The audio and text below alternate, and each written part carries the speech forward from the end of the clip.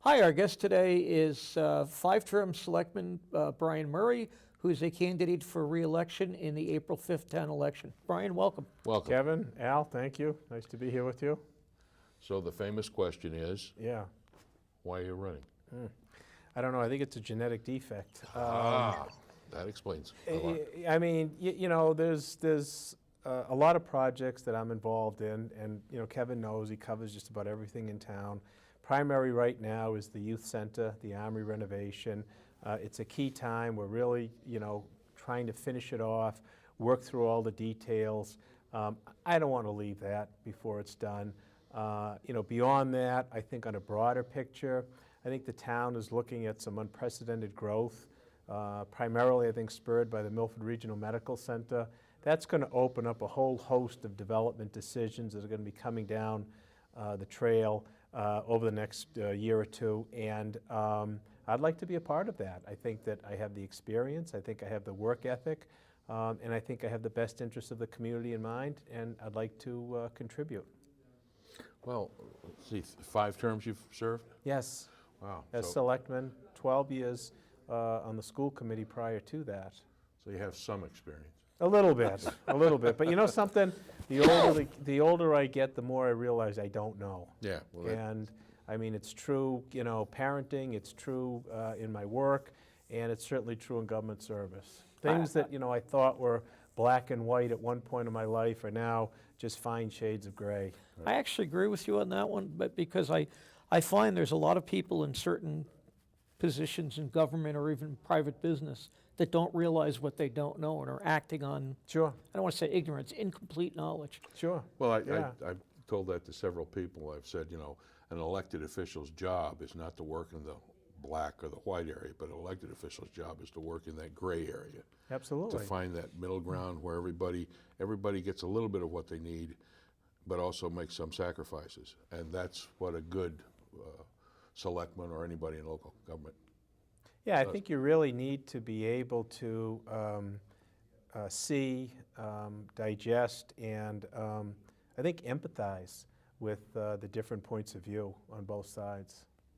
Well, the school committee brings a great great level of experience also, because you, I learned so much on the school committee. I mean, I think back, I was so lucky to serve with someone like Tom Cullen, who was our superintendent. I learned so much from Tom. I almost consider him like a second father. Right after him, Bob Barati came on board. Again, just a wonderful teacher in a different type of context. Yes. But just, you know, just an excellent person to learn things from, far beyond even school and educational issues. I had some great people to serve with on the school committee over those years. So I enjoyed those years very much. You're known as, I think, the person who takes on the big project. I'm thinking Draper Memorial Park, the senior center, the community fields project, the armory slash youth center. Do you just gravitate to these things, or do you like the work? Let's, you know, I mean, you can take them one step at a time. I was asked to help out on all of them. I mean, going back on the Draper Park project, I had just come back to town. I was in school and was working and so forth. And another great person who I think I learned so much from was Paul Curran. Yep. And he asked me to get involved on the Draper Park issue.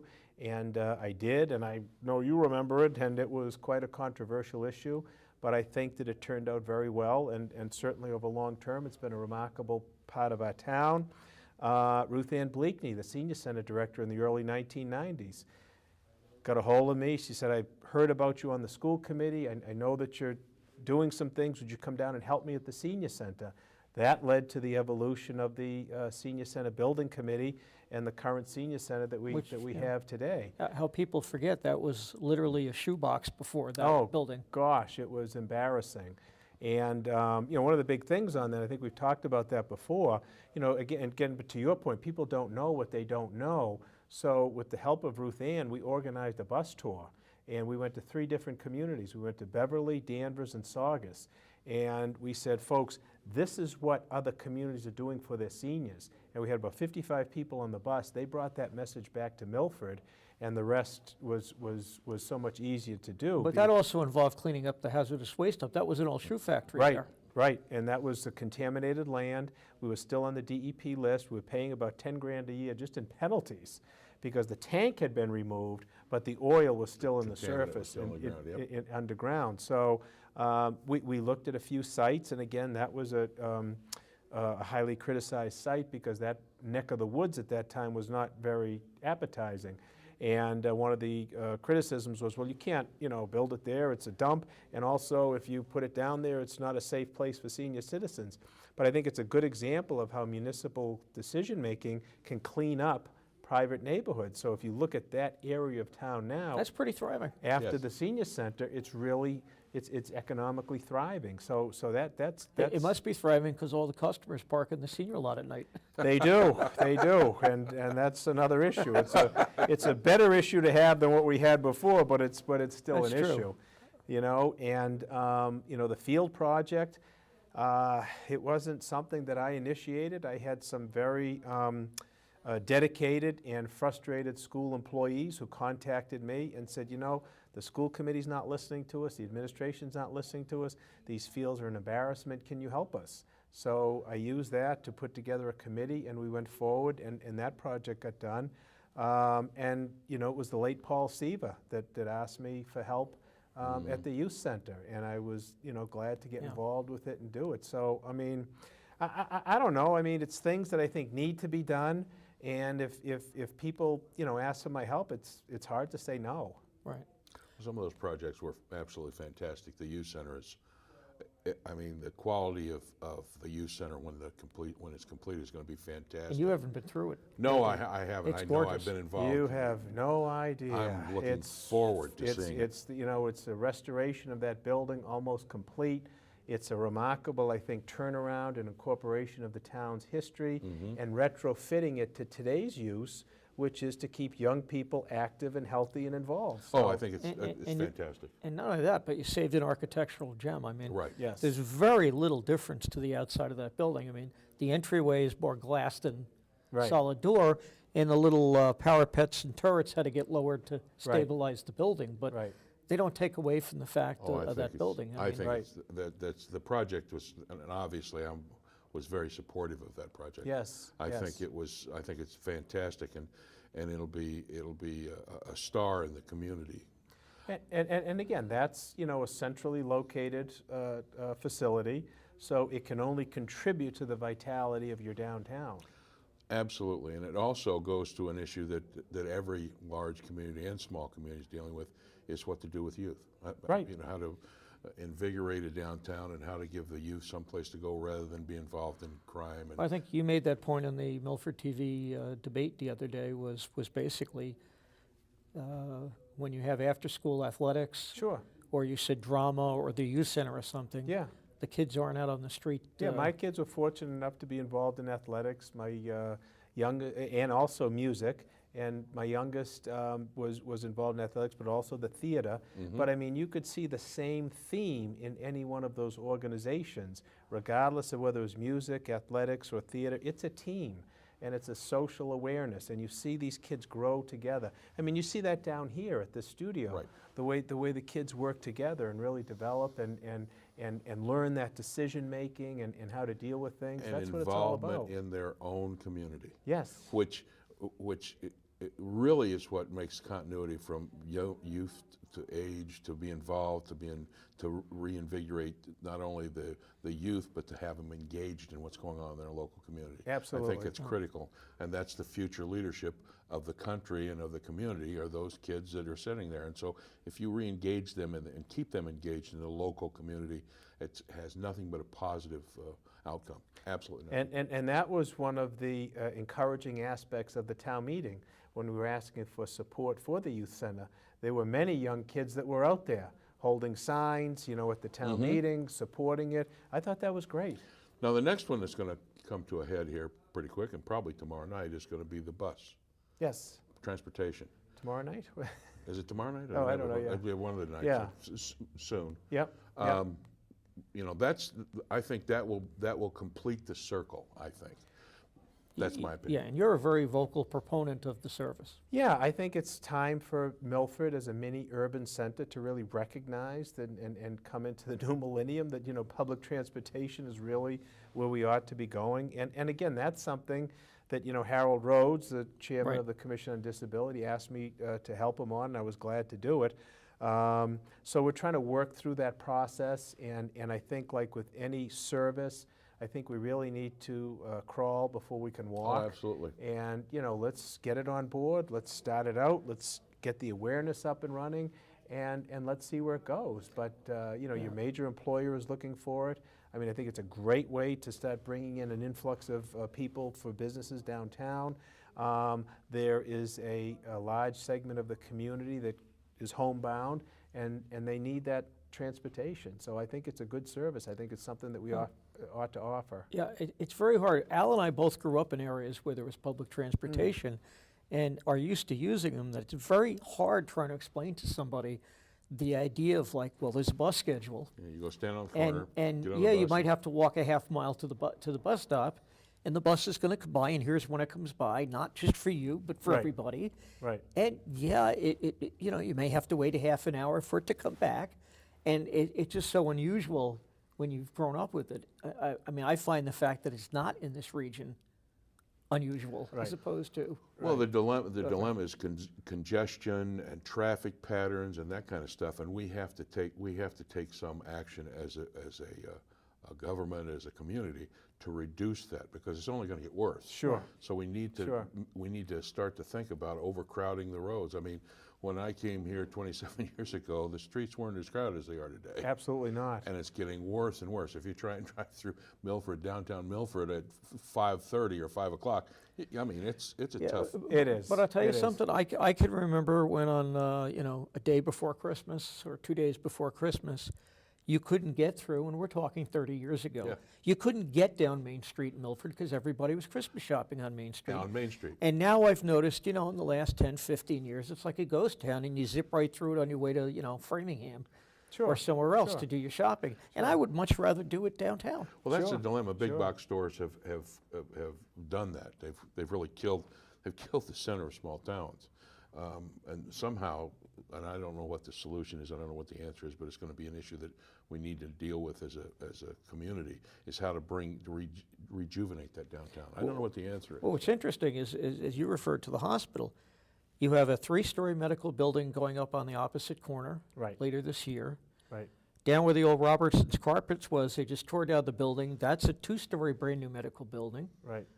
You have the dentist on the other side of the trail from the Dunkin' Donuts on May Street. You have my dentist is building his multi-million-dollar dental palace and drive up something, because he doesn't have a tenant yet. Where I know he's got the second floor, he's rented the first floor to another dentist. That building's a showpiece. Yep.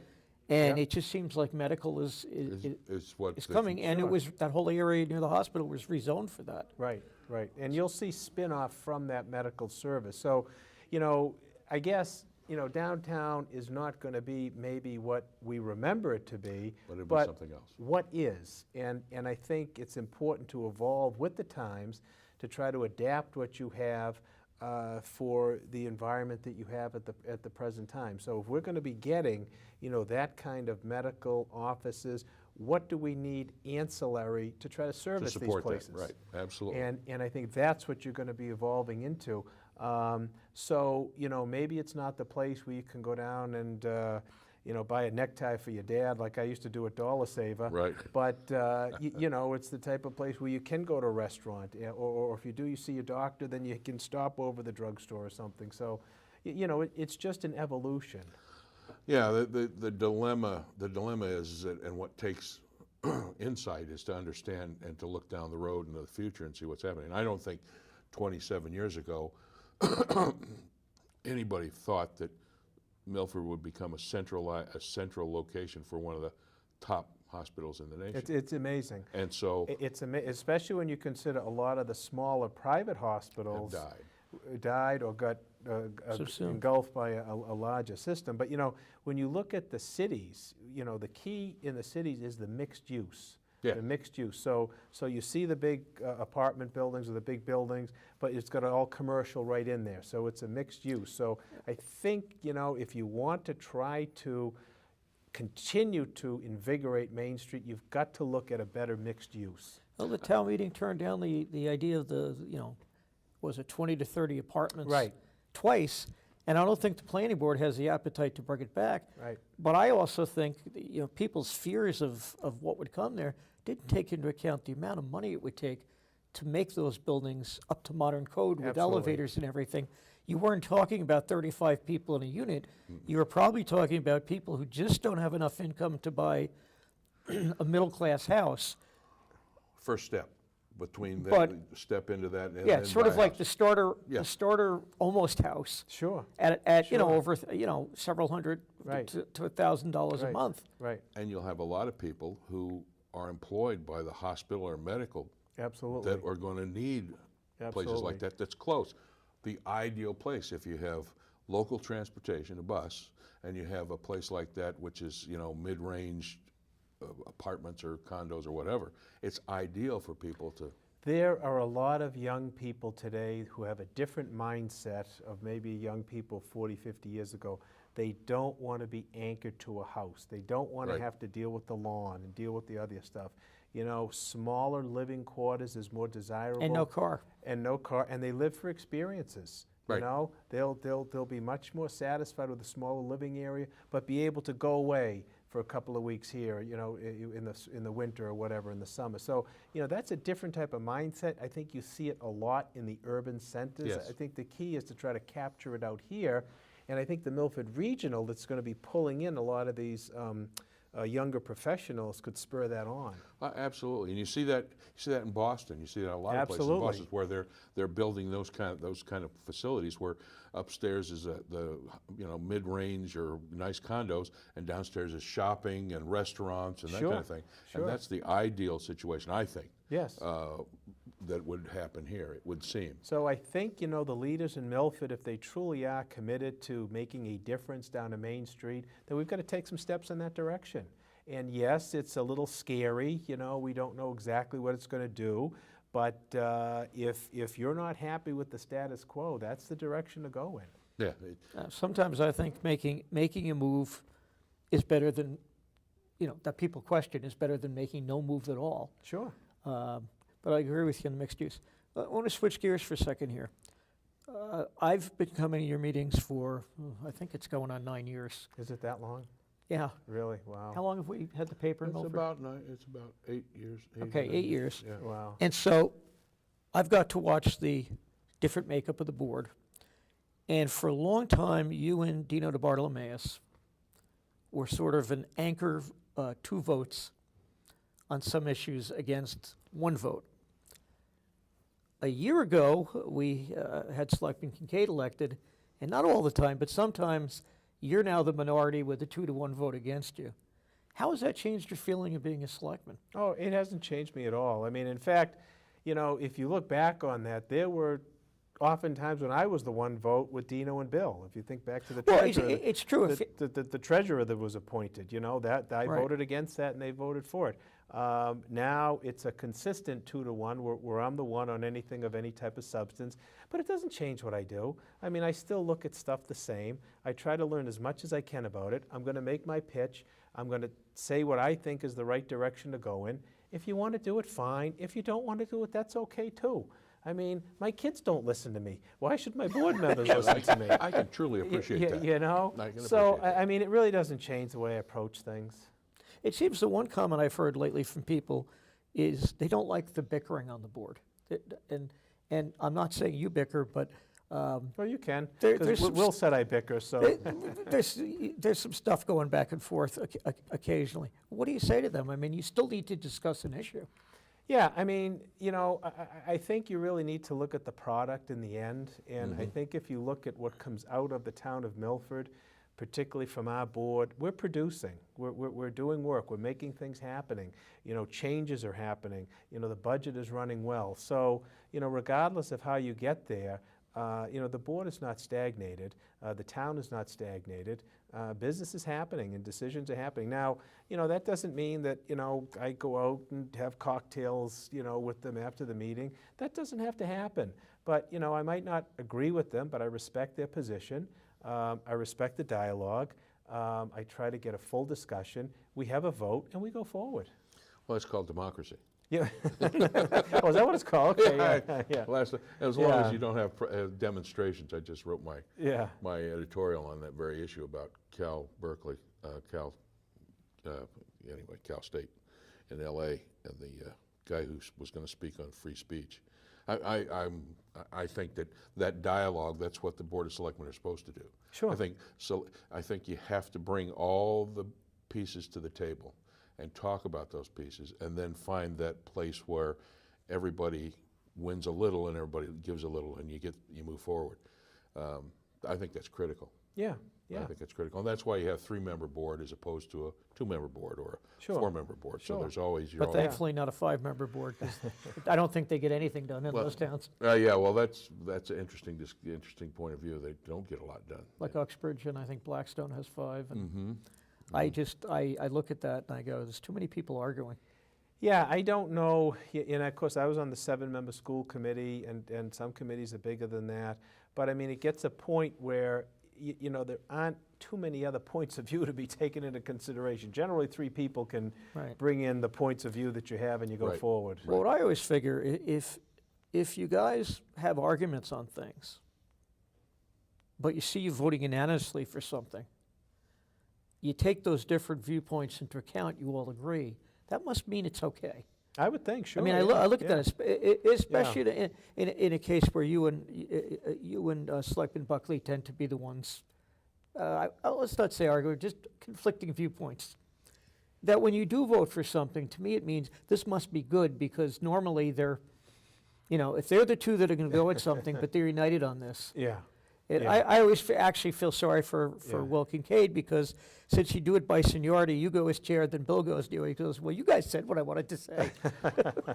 It's interesting, but then in point of fact, there's always been a discussion about that very subject. When I was a selectman, I was told that the first 3 years you're learning what your position is. You're the junior, then the mid, and then the senior. And so an old guy that I dealt with, served with, Jim Bates, used to say, you aren't anything until you get reelected. You really don't understand what's going on until you're reelected. That means that you did it the right way the first 3 years, and now people think you know what you're doing. I certainly felt that on the school committee. The first 3 years that I had were really getting my feet wet and trying to figure out what was going on. And I don't think I feel like I hit my stride or contributed well until my second or went into the third term. Yeah. I think that experience helped me as I moved over to, 12 years on the school committee, then moving over to the selectmen, I think it helped me.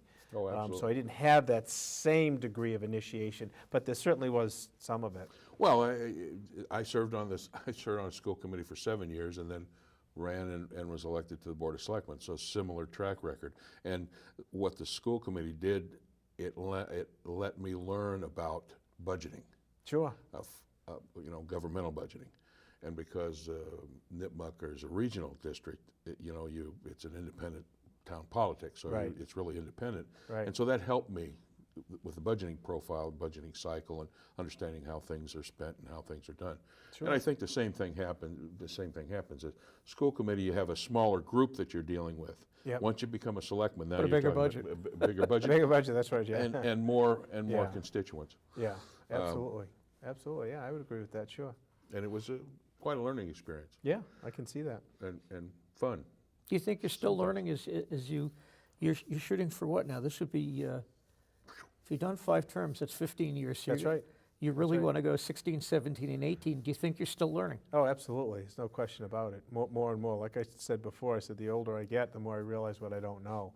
And it's absolutely a learning process. I think I'm probably in a better position to try to recognize what I don't know and to try to find out, what I need to know. But yeah, it's still very interesting to me. I enjoy, dealing with the various people in the departments and so forth, and the boards. And then also, you know, folks that have concerns and questions, taxpayers and residents. I mean, that's really the essence of the job. Okay. Are you having fun? I'm having fun. Well, that's an important There you issue. That's- go. My wife keeps asking me that question, am I having fun on the Board of Health? Actually, the Board of Health is the least satisfactory elected job I've ever had. Really? Yeah, that people tell you as a selectman you did this right, you did this wrong, or the same with the school committee, you did a good job. On the Board of Health, people just complain. Oh, boy. That's all you Okay. get is complaints. Yeah, yeah.